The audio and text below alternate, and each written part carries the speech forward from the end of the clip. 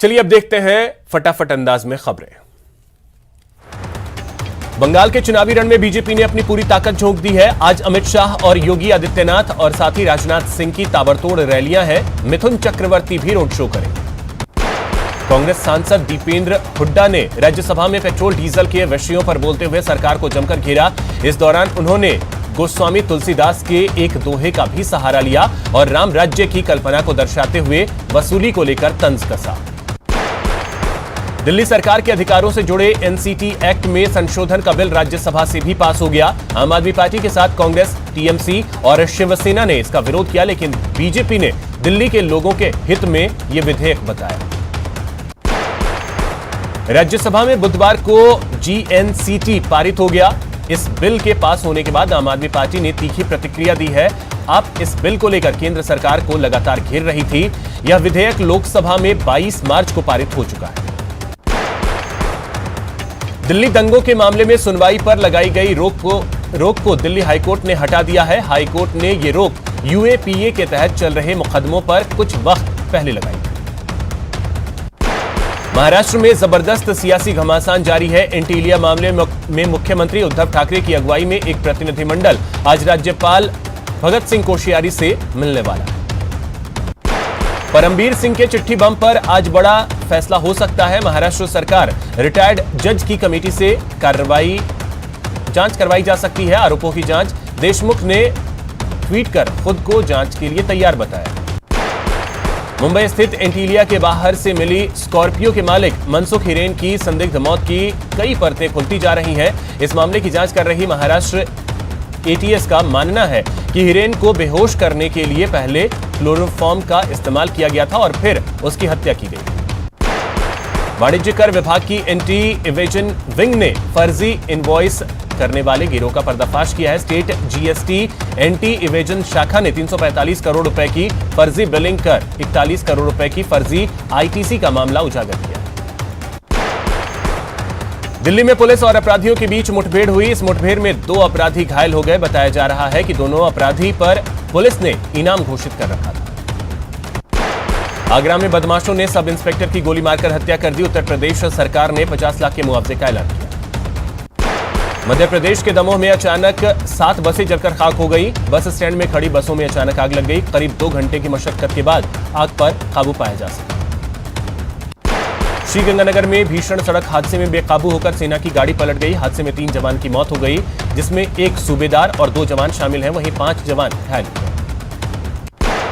जालोर के दांतवाड़ा में बेकाबू रफ्तार का कहर देखने को मिला। इनोवा की टक्कर से 5 छात्रों की मौत हो गई और एक गंभीर रूप से घायल हो गया। पीएम और सीएम ने ट्वीट कर दुख जताया। सिरोही में पाली एसीबी की टीम ने तहसीलदार के घर पर छापेमारी की। इस दौरान तहसीलदार ने घूस के पैसे में आग लगा दी और आवास के कमरे को अंदर से बंद कर दिया। पिछले 2 दिनों में उत्तर भारत में मौसम के सामान्य रहने के बाद अब गर्मी लोगों को परेशान कर सकती है। मौसम विभाग के मुताबिक पश्चिमी विक्षोभ के कारण अगले कुछ घंटों में तापमान में बढ़ोतरी हो सकती है। साथ ही होली के मौके पर भी मौसम में गर्माहट महसूस हो सकती है। हालांकि दिल्ली, एनसीआर, उत्तर प्रदेश और मध्य प्रदेश के कुछ इलाकों में बारिश की भी संभावना है। घर के बाहर एसीबी करता रहा इंतजार। कमरे में 500 के नोटों की गड्डियां जलाता रहा तहसीलदार। 1 लाख रुपए की रिश्वत लेते हुए किया गया था ट्रैप। भरतपुर में राज्य मंत्री भजनलाल जाटव ने सामुदायिक स्वास्थ्य केंद्र का निरीक्षण किया। इस दौरान उन्होंने साफ सफाई के निर्देश दिए। राज्य मंत्री भजनलाल जाटव ने बताया कि सीएचसी में विधायक कोटे से लगाए जा रहे आईसीयू बेड का निरीक्षण किया। ऑपरेशन थिएटर भी स्थापित किया जाएगा। यूडीएच मंत्री शांति धारीवाल 8 दिवसीय प्रवास पर कोटा में हैं। आज उन्होंने सुबह से कोटा में चल रहे विकास कार्यों का निरीक्षण किया। चंबल रिवर फ्रंट सहित शहर में चल रहे विभिन्न विकास कार्यों का निरीक्षण करने मंत्री शांति धारीवाल पहुंचे।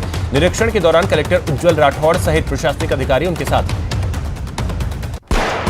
बूंदी शहर के बाणगंगा क्षेत्र में कांग्रेसी नेता सत्येंद्र मीणा के नए बंगले पर आज बुलडोजर चलाया गया और बंगले को ध्वस्त कर दिया गया।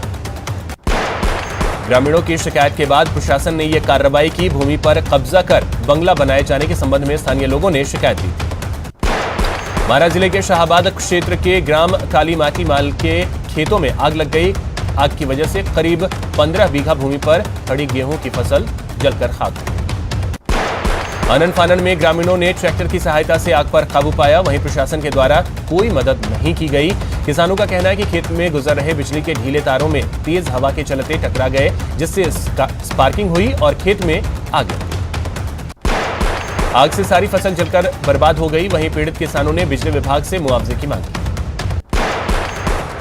कोटा में ससुराल वालों से तंग आकर एक महिला ने पहले तो वीडियो बनाया और फिर किशोर सागर तालाब में छलांग लगा दी। हालांकि मौके पर पुलिस और स्थानीय लोगों ने सतर्कता दिखाते हुए महिला को तुरंत बाहर निकालकर सुरक्षित बचा लिया। महिला को फिलहाल एमबीएस अस्पताल में भर्ती करवाया गया। झुंझुनू शहर के सामुदायिक भवन में शादी समारोह में आपस में लोग उलझ गए। यहां पर जमकर लात से चले एक वीडियो सोशल मीडिया पर वायरल हुआ। दोनों पक्षों की ओर से थाने में रिपोर्ट दी गई है, लेकिन कोई मामला दर्ज नहीं किया गया है। एक बारात मंडरेला से आई थी और दूसरी बारात झुंझुनू से आई।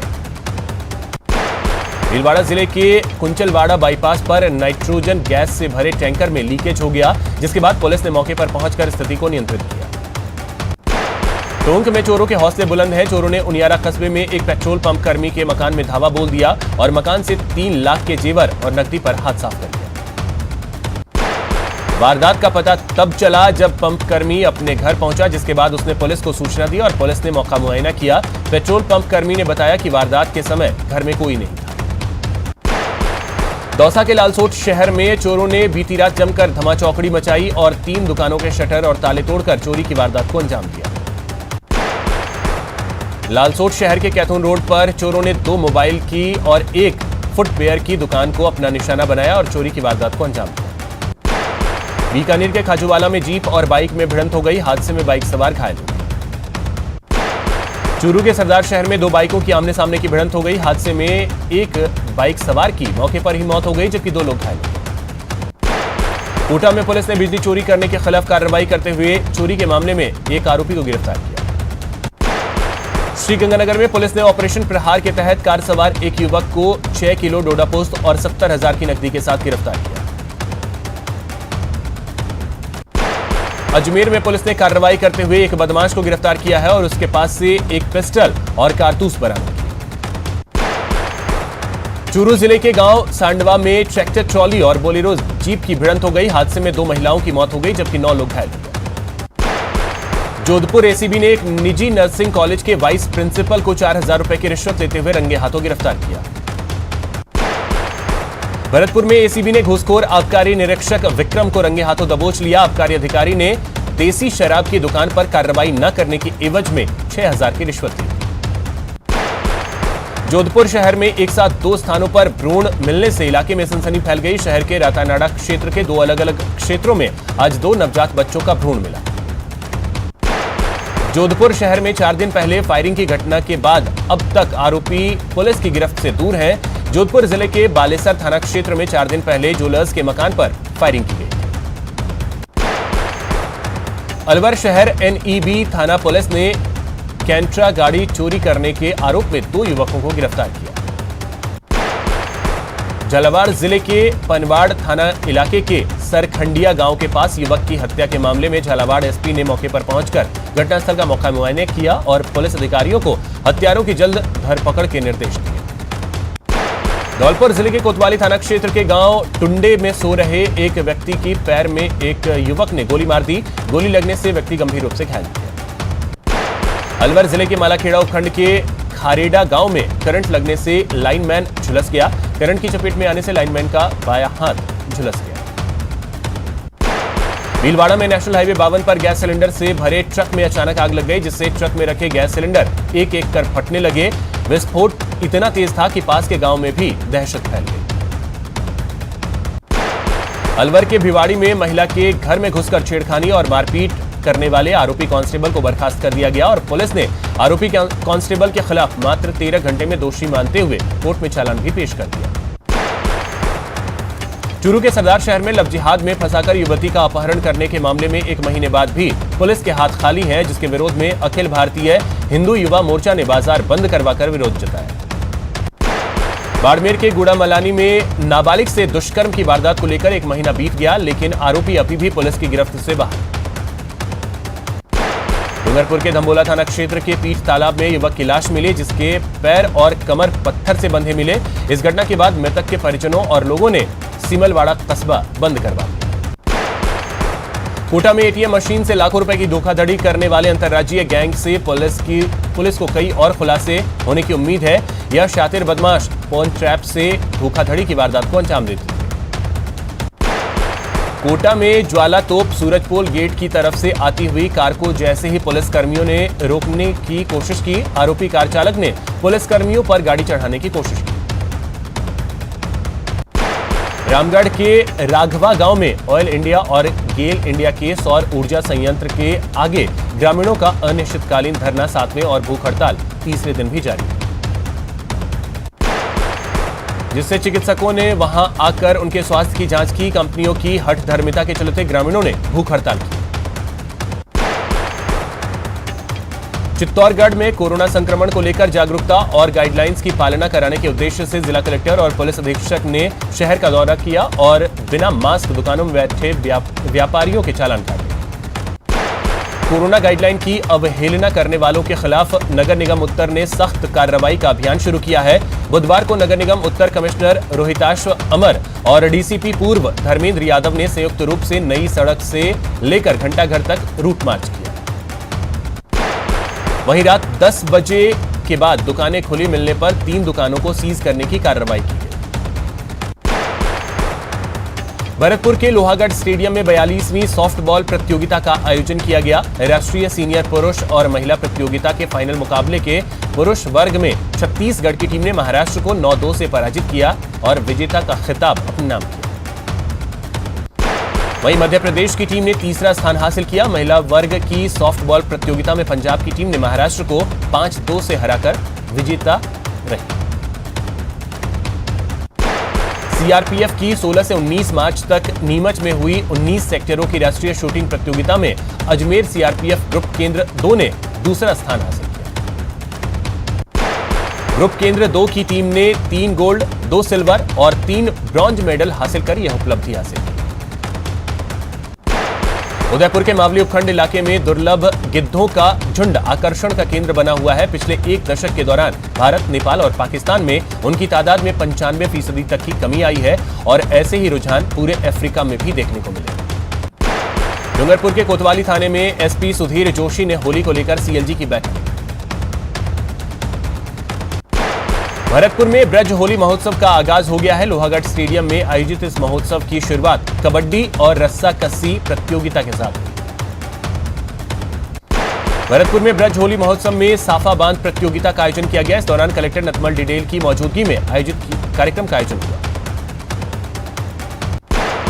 करौली के सीताराम जी मंदिर के सभागार में महात्मा ज्योतिबा फुले युवा सेवा समिति की ओर से होली मिलन समारोह और जन प्रतिनिधि सम्मान समारोह का आयोजन किया गया। भरतपुर के नजदीक नंदगांव बरसाना में इन दिनों होली का रंग चारों ओर बिखरा हुआ है।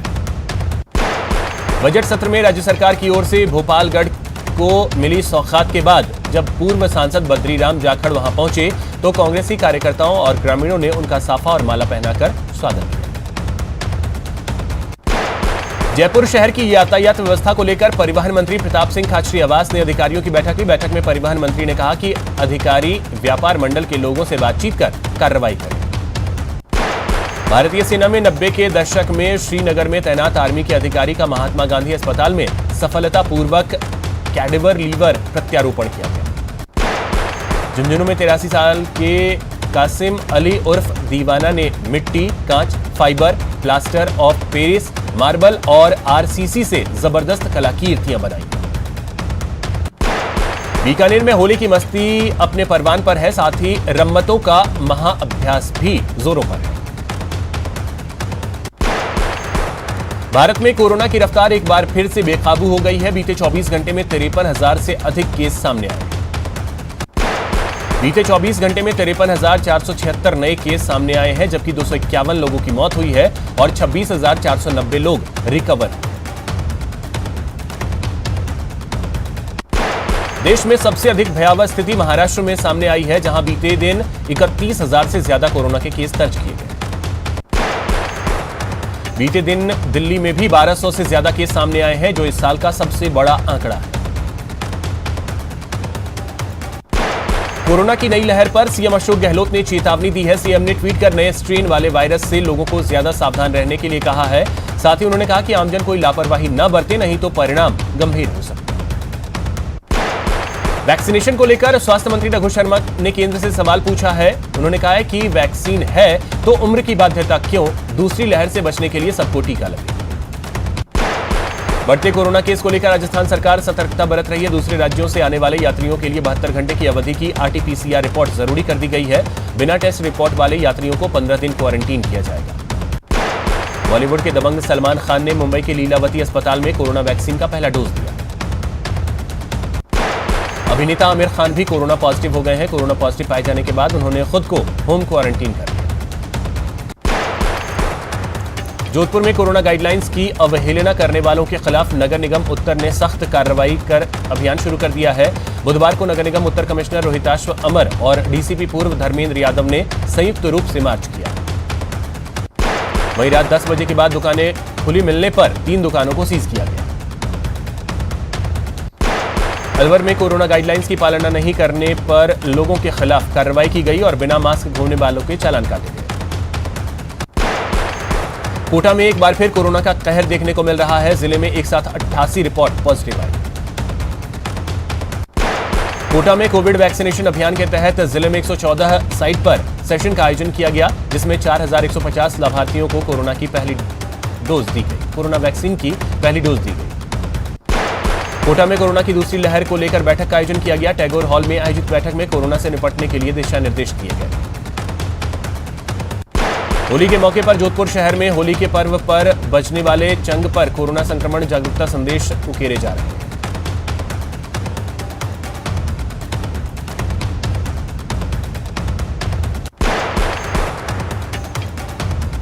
टोंक जिले में सेना की भर्ती के अभ्यर्थियों द्वारा सआदत अस्पताल में कराई जाने वाली आर्टिफिशियल जांच रिपोर्ट में अब लाभार्थियों द्वारा फर्जीवाड़ा किए जाने का सनसनीखेज मामला सामने आया है।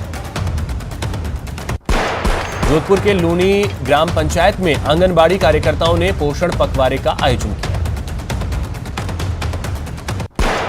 भरतपुर में 2 दिवसीय ब्रिज होली महोत्सव का लाल दरवाजा पर गणेश पूजन के साथ शुभारंभ किया गया। भरतपुर में प्रशासन की ओर से जल महलों की नगरी डीग में 2 दिवसीय ब्रज होली महोत्सव का आयोजन किया गया। ब्रज क्षेत्र भरतपुर में होली की धूम मची हुई है और जगह जगह होली मिलन कार्यक्रम का आयोजन किया जा रहा है। JCI संगनी और सेंचुरी से जुड़ी महिलाओं ने होली मिलन समारोह का आयोजन किया। करौली के सीताराम जी मंदिर के सभागार में महात्मा ज्योतिबा फूले युवा सेवा समिति और की ओर से होली मिलन समारोह और जनप्रतिनिधियों का सम्मान समारोह आयोजित किया गया। चलिए इस वक्त सीधे आपको लिए चलते हैं